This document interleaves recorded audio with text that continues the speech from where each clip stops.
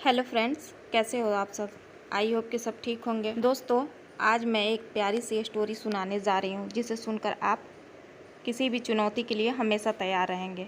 कोई भी परेशानी आए आप घबराएंगे नहीं और आपको जीवन जीने की एक नई उम्मीद मिलेगी। खुद को किसी आराम या सुख की आदी नहीं बनाएंगे, हमेशा खुद को मजबूत बनाना चाहेंगे।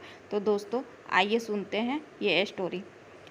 एक बार गीदों का झुंड उड़ता हुआ एक टापू पर जा पहुंचा। वह टापू समुद्र के बीचों बीच स्थित था। वहाँ ढेर सारी मछलियाँ, मेढक और समुद्री जीव थे। इस प्रकार गीदों को वहाँ खाने पीने का कोई कमी नहीं थी। सबसे अच्छी बात यह थी कि वहाँ गीदों का शिकार करने वाला कोई जंगली जानवर नहीं था। गीद वहाँ बहुत खुश थे। इतना आराम का जीवन उन्होंने पहले नहीं देखा था। उस झुंड में अधिकांश गीद युवा थे।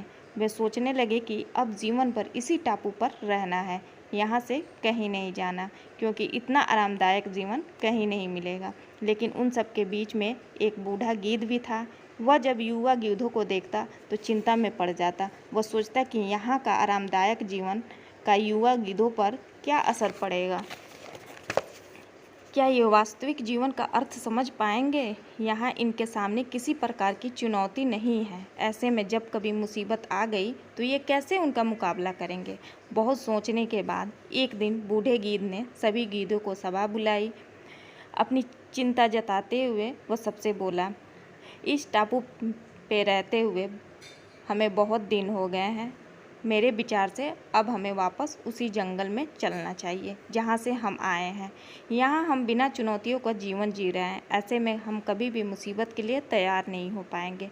युवा गीदों ने उसकी बात सुनकर भी अनसुनी कर दी। उन्हें लगा कि बढ़ती उम्र के असर से बुढ़ा गीद सठिया गया है। बुढ़ा गीद ने उन्हें समझाने की कोशिश की, तुम सब ध्यान नहीं दे रहे कि आराम की आदी हो जाने के कारण तुम लोग उड़ना तक भूल गए हो। ऐसे में मुसीबत आई तो क्या करोगे? मेरी बात मानो, मेरे साथ चलो। लेकिन किसी ने भी बुढ़े गीद की बात नहीं मानी। बुढ़ा गीद अकेले ही वहाँ से चला गया। कुछ महीने बीते। एक दिन बुढ़े गीद ने टापू पर जाने और गीदों की खोज खबर लेने की सोची और उड़ता उड़ता उस टापू पर पहुँचा।